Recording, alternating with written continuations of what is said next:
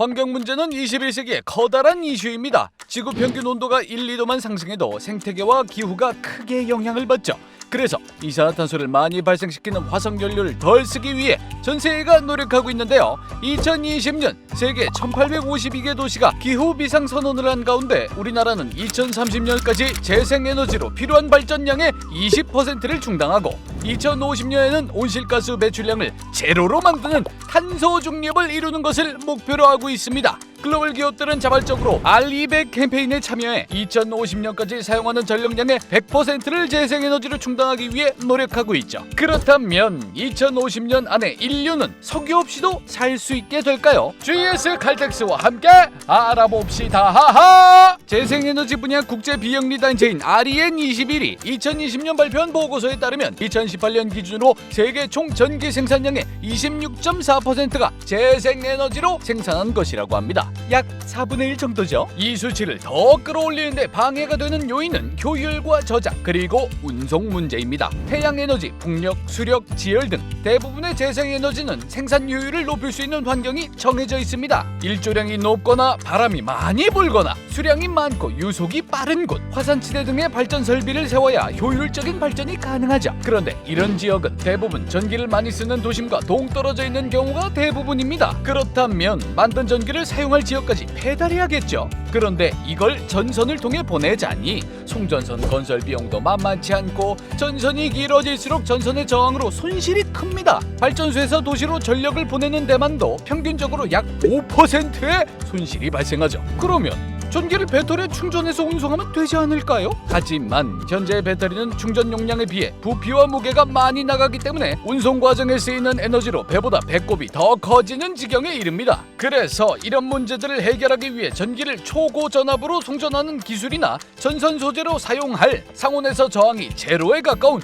초전도체를 개발하는 연구, 배터리의 에너지 저장 효율을 높이려는 연구 등이 이루어지고 있죠. 또 재생에너지는 환경의 영향을 받아 시간당 생산 에너지가 일정치 않으므로 안 쓸 때 저장해 두었다 사용할 수 있는 시스템이나 수소를 합성해 두었다가 사용하는 방법도 연구되고 있죠. 여기까지 보면 어우야 재생에너지 사용 비율 벌써 생각보다 높지 않아? 석유 안 쓰는 건 시간 문제겠군 하고 생각하실 수도 있겠지만 사실 전기 생산에 사용되는 에너지는 총 에너지 소비량 전체의 약 17%에 불과합니다. 약 51%가 냉난방, 32%가 운송수단의 연료로 이용되고 있죠. 그런데 이들 분야에서는 2018년 기준 재생에너지가 각각 10.1% 그리고 3.3%밖에 사용되지 않아 총 에너지 소비량에서 재생에너지의 비율을 계산하면 약 11% 정도에 그친다고 하네요. 아무리 기업들이 사용하는 전력량의 100%를 재생에너지로 충당한다고 한들 냉난방 및 운송수단 분야에서 재생에너지 사용률이 급격히 오르지 않는 한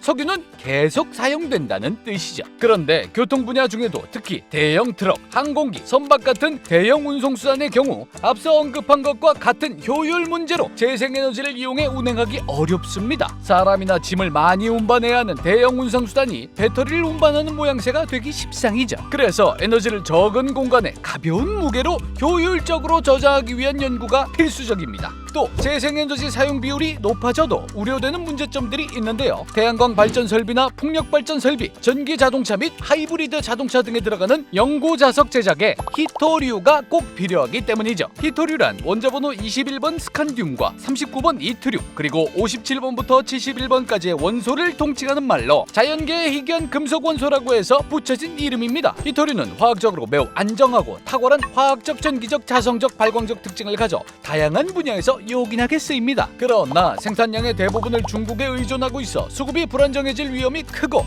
필요한 곳에 쓰기 위해 가공하는 과정에서 공해 물질도 많이 나온다고 합니다. 이 밖에 수력 발전을 위한 댐을 지을 때도 주변이 물에 잠겨 생태계가 파괴되는 것을 피할 수 없고 지열 발전의 경우 땅을 뚫고 물을 주입하는 과정에서 지진을 유발할 수 있다는 우려가 제기되고 있죠. 또 바이오매스는 사용량이 너무 많아지면 식량 자원 수급에 영향을 줄 가능성이 있어요. 지속 가능한 발전을 위해 재생에너지가 미래 자원으로 개발되어야 하는 것은 맞지만 환경에 미치는 영향을 지구가 감당할 수 있는 수준으로 낮추려면 연구할 것도 고려할 것도 많아 보이네요. 그렇다면 전력 외에 냉난방과 운송수단에 쓰이는 에너지까지 에너지 문제만 전부 해결해내면 그때는 석유 없이도 살 수 있게 될까요? 아쉽지만 이번에도 네라고 자신있게 대답하기는 어렵습니다. 석유는 휘발유와 경유 같은 운송수단의 에너지 분야 이외에도 우리 삶 속 어디에나 사용되고 있기 때문이죠. 플라스틱과 그 친척인 합성 섬유, 그리고 도시의 바닥 대부분을 덮고 있는 아스팔트까지 전부 석유를 가공하여 만든다는 사실. 플라스틱은 가격이나 물성 면에서도 어마어마한 장점들을 지니고 있는 터라 새로운 소재를 개발하지 않는 이상 안 쓰기 어렵습니다. 의료기구를 플라스틱으로 만들기 시작한 것이 감염 예방 및 병원비 절감 면에서 엄청난 혁신을 가져왔을 뿐 아니라 소방관의 목숨을 지켜주는 방화복의 소재도 일종의 플라스틱이거든요. 아니 아무리 그래도 플라스틱 그거 최대한 안 써야 되잖아요?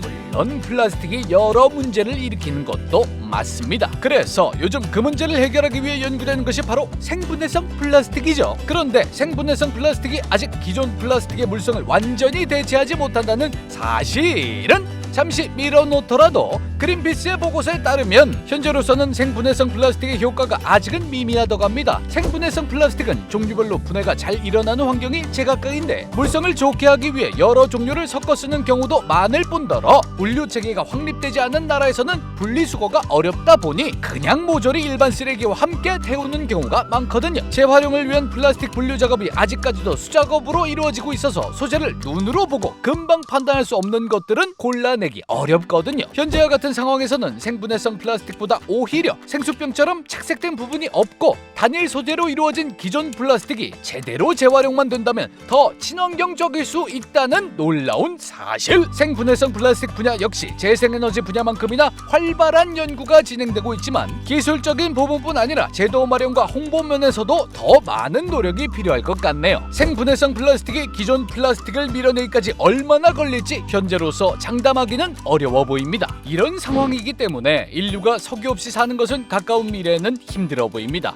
그래서 재생에너지와 생분해성 플라스틱 연구와 함께 석유를 친환경적으로 이용할 수 있는 연구도 함께 이루어져야겠네요. 실제로 산업 환경에서 발생하는 이산화탄소를 모아 따로 처리하거나 자원으로 이용하는 연구도 활발히 이루어지고 있죠. 미래를 이끌 종합에너지기업 GS 칼텍스에서는 생산시설 가동 연료로 액화천연가스를 적용하여 기존 저유황중유 사용시설에서 발생되는 이산화탄소를 19% 이상 감축하고 황산화물, 질소산화물 등 미세먼지 유발 물질도 30% 이상 저감하고 있습니다. 또한 공정 폐기물의 79%를 재활용하는 한편 폐촉매에서 희소금속까지 회수하여 재사용하고 있습니다. 이러한 노력들을 통해 생산 과정에서 환경적 영향을 최소화해가며 세계 최고 수준의 제품을 생산하고 있는데요. 환경품질 등급 세계 최고 수준의 휘발유와 경유를 생산하고 있으며 등유와 윤활유 역시 친환경 마크 인증을 받았습니다. 거기에 아모레퍼시픽과의 협약 체결로 화장품 공병을 모아 재생 플라스틱인 친환경 복합수지 생산을 확대해가는 등 실질적으로 환경에 주는 영향을 덜기 위해 많은 노력을 하고 있습니다. 공부할수록 생각이 많아지는 환경과 성장의 줄다리기, 부디 우리 모두의 노력으로 하루빨리 균형을 찾고 아름다운 지구의 모습을 오래오래 지켜나갈 수 있기를 바랍니다. 이번 편도 재미있으셨다면 좋아요와 구독